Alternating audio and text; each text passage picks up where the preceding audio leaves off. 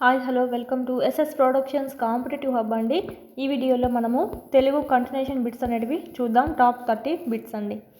చూడబోయే ముందు మన ఛానల్ ఎవరైనా ఫస్ట్ టైం చూస్తుంటే కంపల్సరీ సబ్స్క్రైబ్ చేసుకోండి. ఇలాంటి మరిన్ని వీడియోస్ మీకు నోటిఫికేషన్గా వస్తాయి. 3rd నుంచి 8th వరకు సంబంధించి ఆల్ క్లాసెస్ మన దగ్గర ఫ్రీగానే యూట్యూబ్లో ఉన్నాయి. చూడండి, టెక్స్ట్ బుక్స్ చూసి ఎక్స్ప్లెయిన్ చేసినటివి. కింద ప్లేలిస్ట్లో లింక్ కూడా ఇవ్వడం అనేది జరిగింది కింద డిస్క్రిప్షన్లో. వినండి, క్లాస్ వైజ్ లెసన్ వైజ్ ఉన్నాయి. సో ఇవి కూడా మీకు టెస్ట్ సిరీస్ ఏవైతే ఉన్నాయో మన యాప్లో అందుబాటులో ఉన్నాయి. ఇవి కూడా మీకు క్లాస్ వైజ్ లెసన్ వైజ్ ఉన్నాయి. మీకు చాలా యూస్ఫుల్ అవుతుంది. ఇది యూట్యూబ్లో క్లాసెస్ వినండి, ఇక్కడికి వచ్చి ఎగ్జామ్స్ అనేటివి రాసుకోండి. వీటికి సంబంధించి సైకాలజీ కూడా మీకు అప్లోడ్ చేయడం అనేది జరిగింది. ఆల్ టాపిక్స్ అనేటివి మీరు ఇక్కడ చూసినట్టయితే ఏ విధంగా ఉంటాయంటే లెసన్ వైజ్ ఉంటాయండి, క్లాస్ వైజ్ మరియు దాంట్లోనే మీకు లెసన్ వైజ్ ఉంటాయి. ప్రీ టెస్ట్లు ఉన్నాయి ఆల్రెడీ. ఒకసారి ప్రీ టెస్ట్లు ఉన్నాయి, రాయండి, నచ్చితేనే పర్చేజ్ చేసుకోండి. 3rd EVS కూడా మనకు ఫ్రీగానే ఉంది. ఏమైనా డౌట్స్ ఉంటే ఈ కోర్స్ గురించి స్క్రీన్ మీద కనిపిస్తున్నటువంటి నెంబర్కి కాల్ చేయండి. చాలా యూస్ఫుల్ అవుతుంది. ప్రతి ఒక్కరి దగ్గర ఉండాలి. టెట్ డిఎస్సి ఎవరైతే రాస్తున్నారో వాళ్ళకి సంబంధించి చాలా యూస్ఫుల్ అవుతుందండి టెక్స్ట్ బుక్స్ కంటెంట్ మీద.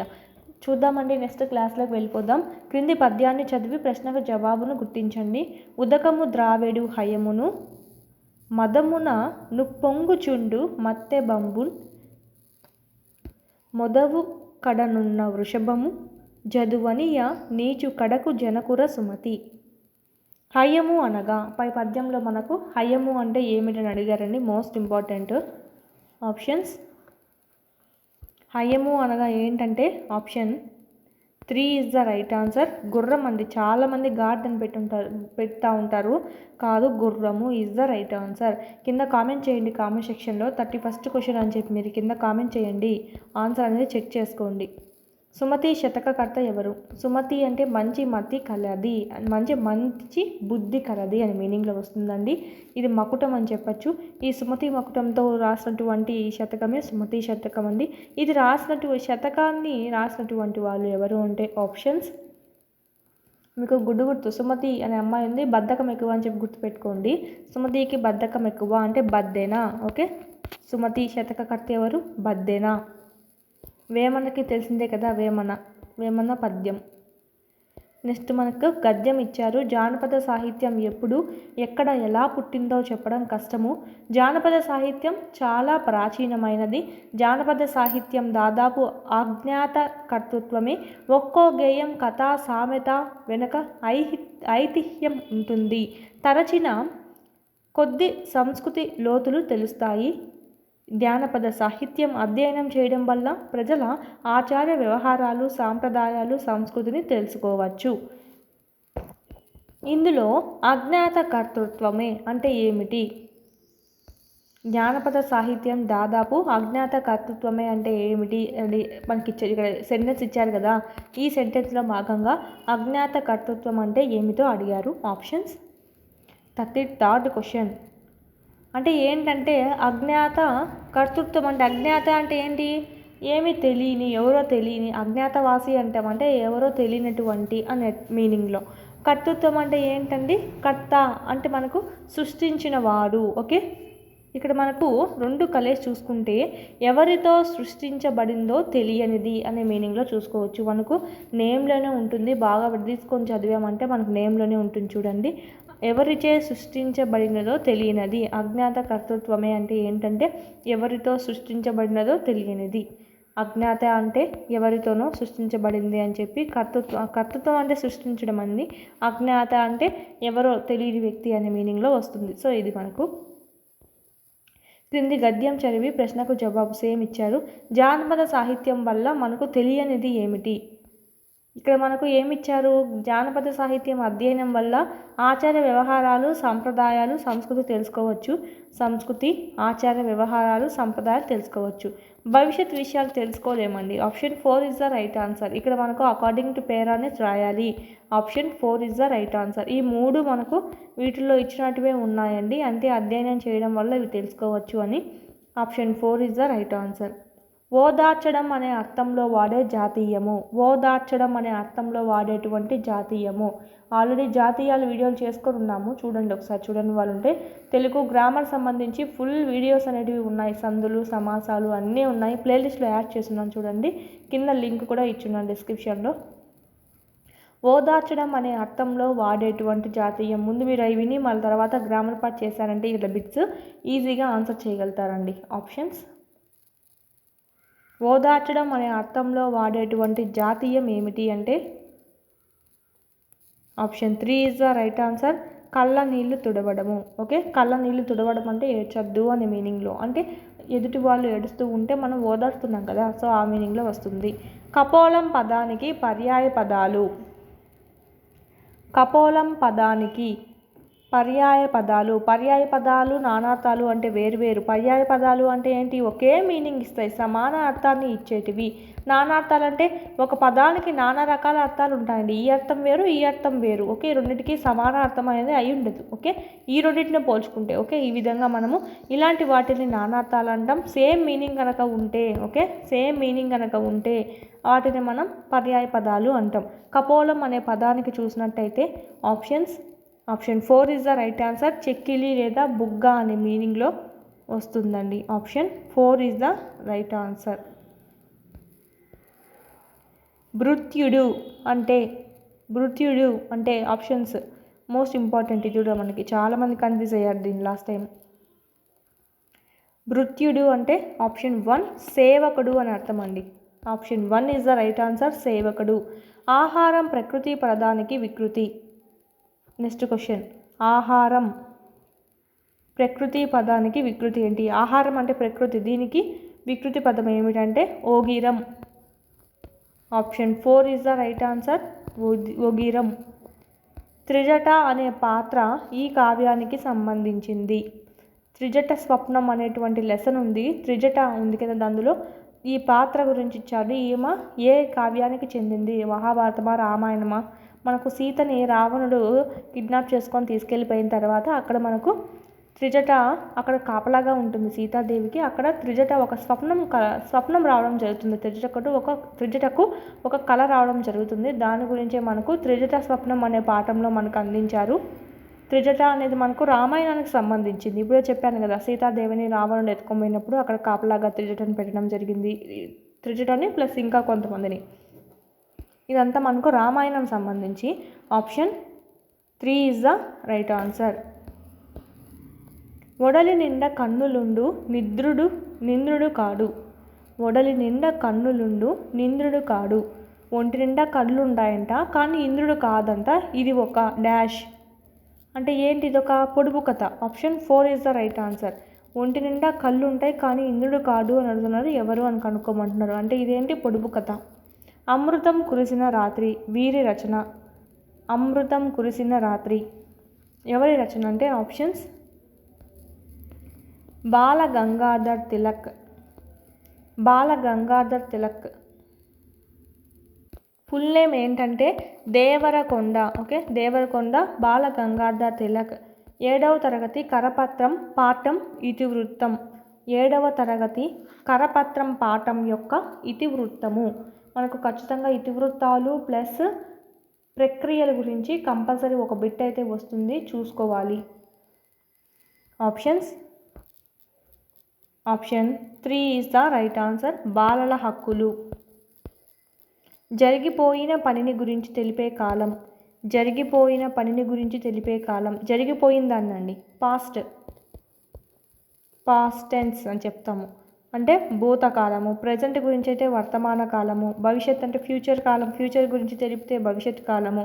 తద్ధర్మ కాలము. కొన్ని సత్యాలు ఉంటాయి, అంటే సూర్యుడు ఎల్లప్పుడూ తూర్పు సైడ్నే ఉదయిస్తాడు. ఇలాంటి యూనివర్సల్ ట్రూత్స్, సైంటిఫిక్ ఫ్యాక్ట్స్ అన్నీ మనకు తద్ధర్మ కాలంలోకి వస్తాయి. ఇదైతే మనకు ఆప్షన్ 4 భూతకాలం. ఒకరు చెప్పిన భావాలను యథాతథంగా చెప్పడానికి వాడే విరామ చిహ్నం. ఆల్రెడీ రిపీట్ అయినటువంటిది ప్రీవియస్ బిట్స్లో కూడా మనకి. ఒకరు చెప్పిన భావాలను యథాతథంగా చెప్పడానికి మనము ఏవి వాడతాము అంటే ఆప్షన్: ఉద్ధరణ చిహ్నాలు, ఇన్వర్టెడ్ కామాస్. సూత్రంలో చెప్పిన వ్యాకరణ కార్యం తప్పనిసరిగా జరగడాన్ని ఇలా అంటారు. సూత్రంలో చెప్పిన వ్యాకరణ కార్యం తప్పనిసరిగా జరగడాన్ని.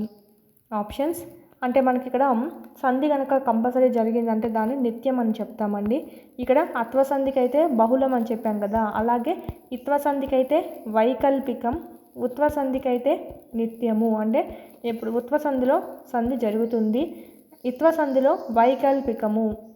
కొన్నిసార్లు సంధి జరుగుతుంది, కొన్నిసార్లు జరగదు. జరగనప్పుడు మనకు ఈ అనేది తెచ్చుకోవడం జరుగుతుంది. ఈ అనేటువంటి ఆకారాన్ని తెచ్చుకోవడం జరుగుతుంది. ఆత్వ సంధి బహుళము. బహుళంలో ఏమొస్తాయి? నిత్యం వస్తుంది, ఓకే, అనిత్యం వస్తుంది. అంటే సంధి జరగచ్చు, సంధి జరగకపోవచ్చు. ఇక్కడ మనకి ఈ అనేటువంటి దాన్ని తెచ్చుకోవచ్చు. అన్య కార్యము, వేరే విధంగానైనా సంధి జరగచ్చు. ఇక్కడైతే వ్యాకరణ కార్యం తప్పనిసరి జరగడాన్ని నిత్యం అంటాము, జరగకుండా పోవడాన్ని అనిత్యం అనేది అంటాము. అంటే మనకు వైకల్పికం అని చెప్పచ్చు. వలనన్, కంటెంట్, పట్టి ఇవి ఈ విభక్తి ప్రత్యయాలు. ఆప్షన్ 1 అండి. పంచమి విభక్తికి మనకి ఇక్కడ వలనన్, కంటెంట్, పట్టి అని చెప్తాము. ఇవి కూడా ఆల్రెడీ ముందు బిట్స్లో ఎక్స్ప్లెయిన్ చేసుకొని ఉన్నాము, చూడండి ఒకసారి. ఓయమ్మ నీ కుమారుడు మా ఇండ్లును పాలు పెరుగు మననీడమ్మ. గీత గీసిన పదాలలో ఉన్న సంధి ఏమిటి? ఓయమ్మ, ఇక్కడ యానే ఉంది. ఓయి ప్లస్ అమ్మ, ఓ ప్లస్ అమ్మ, ఓయమ్మ.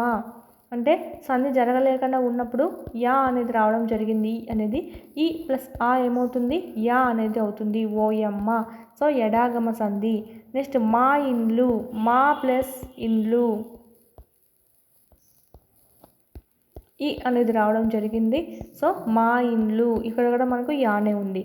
యా ఈ ఇకారం అనేది చెప్పి మనకు రావడం జరిగింది కాబట్టి దీన్ని మనము ఎడాగమ సంధి అని చెప్తాం. ఎడాగమం. పూర్వస్వరానికి పరస్వరానికి బదులుగా పరస్వరం ఒకటే వచ్చి ముందున్న హల్లుతో కలవడాన్ని ఏమంటాం? పూర్వస్వరం అంటాము. దీన్ని మనము పరస్వరం అంటాము. పరస్వరానికి బదులుగా చూడండి, పూర్వస్వరానికి పరస్పరానికి బదులుగా పరస్పరం ఒకటే వచ్చి ముందున్న హల్లుతో కనుక ఏకమైనట్టయితే దాన్ని మనం ఏమంటామంటే ఆప్షన్స్ సంధి కార్యం జరిగింది అని చెప్తాం, సంధి అని చెప్తామండి. ధర్మ విధుడు. సంధులు మనకు చాలా ఉన్నాయి, సంధులు సమాసాలు అనేటివి. చూడండి, వీడియోలు చేసి ఫ్రీగానే ఉన్నాయి యూట్యూబ్లో, వినండి ఒకసారి. మొత్తం మీకు చాలా ఈజీగా అర్థమవుతుంది. ప్లేలిస్ట్ లింక్ కింద డిస్క్రిప్షన్లో ఇచ్చాను, చూడండి. ధర్మ విధుడు, దీనికి విగ్రహ వాక్యము. ధర్మ విధుడు. Option 2 is the right answer. ధర్మమును తెలిసినవాడు. ధర్మ విధుడు, ధర్మమును తెలిసినవాడు. నిన్ను నన్ను కూర్చి గురించి. ద్వితీయ తత్పురుష సమాసం. విభక్తులతో కలిసి ఉండే సమాసాన్ని వివరించి చెప్పేది. విభక్తులతో కలిసి ఉండి సమాసాన్ని వివరించి చెప్పేది ఏమిటి? విభక్తులతో కలిసి ఉంటుందంట అండి, సమాసాన్ని వివరించి చెప్తూ ఉంటుంది. ఆప్షన్స్ విభక్తులతో కలిసి ఉండి సమాసాన్ని వివరించి చెప్పేది ఏదంటే విగ్రహ వాక్యం అంటాం. నార్మల్గా ఇక్కడ చూసుకుంటే ఇది ఓకే, ఇది సమాసం అయితే ఇలా మనం విడదీసి చెప్పాం కదా, సో దీన్ని మేము విగ్రహ వాక్యం అంటాము. ఇందులో నువ్వు అనేది ఏముంది? ఇది మనకు విభక్తి. ఈ విభక్తుల్ని బట్టి అది ఏ సమాసం అనేది చెప్తూ ఉంటాం. అర్థమైందా? ఇదైతే సమాసం అని చెప్తాము, ఇదైతే విగ్రహ వాక్యం అని చెప్తాం. ఓన్లీ నున్ను నిన్ను ఇలాంటివి కలిసాయి కదా, కలిసి మీనింగ్ని ఏర్పరిచాయి కదా వాక్యానికి, సో వాటిని మనం విభక్తులు అని చెప్పి అంటాము. వందనం శ్రీరామ. ఈ పదబంధంలో గణాలు ఇలా ఉంటాయి. ఫస్ట్ ఆఫ్ ఆల్ మనం చూద్దాము. వందనము అంటే 0 ఉంది కాబట్టి గురువు, లఘువు, గురువు. వీడికి మనకు డివైడ్ అయిపోతుంది. ఈ డివైడ్ ముందుకు వెళ్ళదు, ఇక్కడ ఉండేటువంటి ఒత్తు ముందుకు వెళ్ళదు. ఎందుకంటే అడిగి మనకు 3 పార్ట్స్ అయిపోయింది కదా, వీడికి 3 పార్ట్స్గా చేసుకున్నామండి. ఈ 3 పార్ట్స్ అయిపోయింది, సో ఇది ముందుకు వెళ్ళదు, దీనికే ఉంటుంది. సో గురువు, గురువు, గురువు, ఇంకా 2 దీర్ఘాలు కాబట్టి. చాలామంది ఈ ఒత్తు ఉంది కదా, రా ఒత్తుని ఈ పక్కకి వేసేస్తూ ఉంటారు, ఇక్కడ లఘువు రాస్తూ ఉంటారు. కాదు, ఇక్కడ 3 డివైడ్ చేసుకోండి, 3 పార్ట్స్గా 3 వచ్చేసాయి కదా 3 అక్షరాలుగా. సో గురువు, లఘువు, గురువు. దీనికి మళ్ళీ ఒత్తుంది కాబట్టి గురువు అలా చూసుకున్నా, ప్లస్ ఇది దీర్ఘం వచ్చింది కాబట్టి అలా చూసుకున్నా కూడా మనకు గురువే వస్తుంది. గురువు, గురువు. ఓకే, ఈ విధంగా మనం చూసుకోవచ్చు. దీనికి సంబంధించి option 4 is the right answer. పుస్తకాన్ని మల్లెపువ్వు వలె చూసుకోవాలి. గీత గీసిన పదం ఏమిటి? పుస్తకాన్ని మల్లెపువ్వు వలె లేదా పుస్తకాన్ని మల్లెపువ్వు లాగా చూసుకోవాలి. లాగా అన్న వలె అన్న సేమ్ మీనింగే ఇస్తాయి. అంటే ఆప్షన్స్ వీటిని ఏమంటామంటే వలె, లాగా ఇలాంటివన్నీ మనకు ఉపమా వాచకాలు అవుతాయి. ఉపమేయము, ఉపమానం అండి. దేంతో పోల్చి మానం తీస్తున్నాం? మల్లెపూతో చూసి మానం తీస్తున్నాం. సో ఆ విధంగా గుర్తుపెట్టుకోండి. దేంతో పోలుస్తున్నామో అది ఉపమానం అవుతుంది. మీకు ఓన్లీ హింట్కి మాత్రమే చెప్తున్నాను. ఇక్కడ మల్లెపూతో పోల్చారు. సో మల్లెపువ్వు ఏమవుతుంది? ఉపమానం అవుతుంది. పుస్తకం ఉపమేయం అవుతుంది. ఉపమా వాచకము అనేది వలె అనేది అవుతుంది. ఒకవేళ పుస్తకాన్ని మల్లెపువ్వు వలె అందంగా చూసుకోవాలి అని ఇచ్చారనుకోండి, అందం అనేది ఏమవుతుంది? సమాన ధర్మం అవుతుంది. ఆ రెండిటికి కల సమాన ధర్మం ఏమవుతుంది? అది అవుతుంది. ఆమె ముఖం చంద్రబింబంలాగా కాంతివంతంగా వెలుగుతుంది. కాంతివంతం సమాన ధర్మం అవుతుంది. ఆమె ముఖం ఉపమేయము, చంద్రబింబము ఉపమానము, వలె ఉపమావాచకము. ఓకే, ఇది మనకు సంబంధించి option 3 is the right answer దీనికైతే. నెక్స్ట్ క్వశ్చన్, రైలు వచ్చింది కాబట్టి చుట్టాలు వచ్చారు. ఇది ఏమి వాక్యము?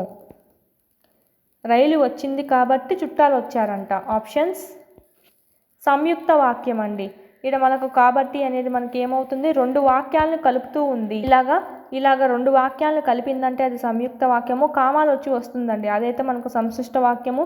సామాన్య వాక్యం అంటే ఒకటే లైన్ వస్తుంది, అంటే ఒక సబ్జెక్ట్ వర్బ్ ఆబ్జెక్ట్ అనేది ఉండడం జరుగుతుంది. సో ఇది మనకు option 3 is the right answer. ఆయన గణపతి, ఇది క్రియారహిత ప్రేరణ సంయుక్త సంశిష్ట వాక్యము. ఆయన Ganapati. Option 1 is the right answer. క్రియారహిత, ఇక్కడ ఏమన్నా పని గురించి ఏమన్నా తెలుపుతున్నారా? ఏం తెలిపిలా కదా. వచ్చారు అనేది ఏమవుతుంది? మనకు క్రియ అవుతుందండి. ఓకే, రైలు వచ్చింది కాబట్టి చుట్టాలు వచ్చారు. వచ్చారు అనేది ఏంటి? ఒక పని, రావడము. ఓకే, నడుచుకుంటూ రావాలి, ఎట్లా రావాలి కదా. సో అదొక పని. ఇక్కడ చూడండి, ఆయన గణపతి అని ఇచ్చారు కానీ ఇక్కడ ఎలాంటి క్రియాపదం అనేది లేదు. సో ఇది మనకు క్రియారహిత వాక్యము అనేది అవుతుంది. క్రీస్తు శకం 1000 వరకు ఉన్నటువంటి యుగం. క్రీస్తు శకం 1000 వరకు ఉన్నటువంటి యుగం. ఆప్షన్స్ ఆప్షన్ 3 ప్రాజ్ఞాన్వయ యుగం. Option 3 is the right answer. తనకు నచ్చిన అంశంపై 2 నిమిషాలు ఏకధాటిగా మాట్లాడగలగడం అనేది ఉక్త లేఖనమా, ఉక్త రచన, యుక్త రచన, పఠన సామర్థ్యమా? ఆప్షన్స్, ఉక్త లేఖనం అంటే డిక్టేషన్, రాయడం అండి. ఓకే, ఒకరు చెప్తూ ఉంటే ఒకరు రాస్తూ ఉంటారు స్పెల్లింగ్ అనేది. ఇది మనకు ఆప్షన్ 2 ఉక్త రచన. This is the right answer. తనకు నచ్చిన అంశంపై 2 నిమిషాలు ఏకధాటిగా మాట్లాడగలిగితే వాళ్ళని ఉక్త రచన అని చెప్పి అంటాము. ఇక్కడ మనకు ఉక్త లేఖనం అంటే డిక్టేషను, ఉక్త రచన అనేది మనకు దీనికి రైట్ ఆన్సర్. కనీస అభ్యసన స్థాయిల్లో విద్యార్థి 5వ తరగతి పూర్తి చేసేసరికి పరిచయం కావాల్సిన పదాలు. కనీస అభ్యసన స్థాయిలలో మనకి మినిమం లెర్నింగ్ ఎబిలిటీస్లో మనకి విద్యార్థి 5వ తరగతి పూర్తి చేసేసరికి పరిచయం కావాల్సినటువంటి పదాలండి. విద్యార్థి 5వ తరగతి పూర్తి చేసే టయానికి ఎన్ని పదాలు అనేటివి వాడు నేర్చుకొని ఉండాలి? ఆప్షన్ 1 అండి, 5000 పదాలు. 5వ తరగతి పూర్తి చేసే టయానికి 5000. ఓకే, 5 అని గుర్తుపెట్టుకోండి. 5000 పదాలు పూర్తి చేసి ఉండాలి. క్రీడా పద్ధతిలో బోధించే విధానంలో కృషి చేసిన వారు. క్రీడా పద్ధతి అంతానే మనకు గుర్తొచ్చే వాళ్ళు ఎవరంటే ఆప్షన్స్,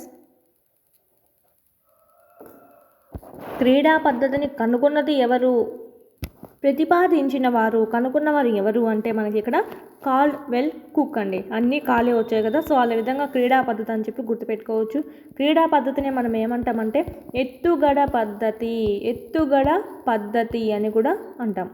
పిల్లవాడి యొక్క సంపూర్ణ అభివృద్ధి జరగాలంటే మాత్రం క్రీడా పద్ధతిని యూజ్ చేయండి అని చెప్పి చెప్తూ ఉంటారు. ఎవరంటే ప్రొబెల్ యొక్క కిండర్ గార్డెన్ స్కూల్స్ని ప్రారంభించింది ఎవరంటే ప్రొబెల్ అండి. ఇక్కడ మనకు ఈ క్రీడా పద్ధతిని బేస్ చేసుకున్న ప్రొబెల్ గారు మరియు మ్యాంటిస్సోరీ గారు కూడా మనం ఇక్కడ ఈ క్రీడా పద్ధతిని బేస్ చేసుకొని స్కూల్స్ అనేది స్టార్ట్ చేసుకోవడం జరిగింది. Option 1 is the right answer. ఈ వాదానికి తత్వశాస్త్రంలో అనుభవవాదం నేపథ్యాధారం. ఆప్షన్స్, క్రింది ఏ వాదానికి తత్వశాస్త్రంలో అనుభవవాదం నేపథ్యాధారం అంటే ఆప్షన్స్ 4 సంపాదనావాదానికి తత్వశాస్త్రంలో అనుభవవాదం అనేటువంటి నేపథ్య ఆధారం ఉంది, అంటే ప్రీవియస్ చరిత్ర అనేది ఉందని చెప్పచ్చు. సంపాదనావాదం. లాస్ట్ క్వశ్చన్, ఒక పరీక్షలో ఒకే సమూహం వివిధ కాలాలలో ఒకే రకమైన మార్కులు పొందితే ఆ పరీక్ష. ఒక పరీక్షలో ఒకే సమూహం వివిధ కాలాలలో ఒకే రకమైన మార్కులు పొందింది. ఎన్ని మార్కులు కరెక్ట్ చేసినా కూడా సేమ్ మార్క్సే వస్తున్నాయి. అట్లాగైతే ఆ పరీక్ష దేన్ని కలిగి ఉంది క్రింది వానిలో? సప్రమాణత, విశ్వసనీయత, లక్ష్యాత్మకత, ఆచరణాత్మకత. చూడండి, అన్ని అప్లికేషన్ టైప్ వస్తాయి మీకు ఇక్కడ. మెథడాలజీ సంబంధించి కూడా ఉన్నాయండి. తెలుగు, ఇంగ్లీష్ మెథడాలజీ ఇక్కడ ఉన్నాయి. ట్రైబ్ మెథడ్ సంబంధించి 3 సబ్జెక్ట్ సంబంధించి మెథడాలజీ కూడా ఉంది. ప్రాక్టీస్ చేసుకోండి. ఇక్కడ టెక్స్ట్ బుక్స్ వైజ్ ఉన్నాయి, సైకాలజీ ఉంది. టెట్కి సంబంధించి ఫుల్గా మీకు కవర్ అవ్వడం అనేది జరుగుతుంది. ఇక్కడ మీకు లెసన్ వైజ్ ఉంటాయండి. లెసన్ వైజ్ మరియు క్లాస్ వైజ్ ఉంటాయి. చాలా యూస్ఫుల్ అవుతాయి. ఈ విధంగా మీకు అన్ని క్లాసెస్ సంబంధించి ఉన్నాయి. కొత్త టెక్స్ట్ బుక్స్ ఉన్నాయి. 2022 కూడా ఉండడం అనేది జరిగింది. ఇంకా ఎవరైనా పర్చేస్ చేసుకుని వాళ్ళు ఉంటే చేసుకొని ప్రాక్టీస్ అనేది చేసుకోండి. ఏమైనా డౌట్స్ ఉంటే ఈ నెంబర్కి కాల్ చేయండి. లాస్ట్ వన్ ఆన్సర్ చూసినట్టయితే, ఒక పరీక్షలో ఒకే సమూహం వివిధ కాలాలలో ఒకే రకమైన మార్కులు కనుక పొందిందంటే ఇన్ని మార్కులు కరెక్ట్ చేసినా కూడా అది ఒకే మార్క్స్ పొందుతూ ఉంది. సో అది మనకు విశ్వసనీయతను కలిగి ఉందని చెప్పుకోవచ్చు. Option 2 is the right answer. ఆ పరీక్ష అనేది విశ్వసనీయత కలిగినది. ఇదండి మనకు సంబంధించి. దీంతో మనకు ఈ తెలుగు గ్రామర్ సంబంధించి 30 బిట్స్ అనేటివి కంప్లీట్ అవుతాయి. నెక్స్ట్ వీడియోలో మనం నెక్స్ట్ కంటిన్యూషన్ అనేది చూద్దాము.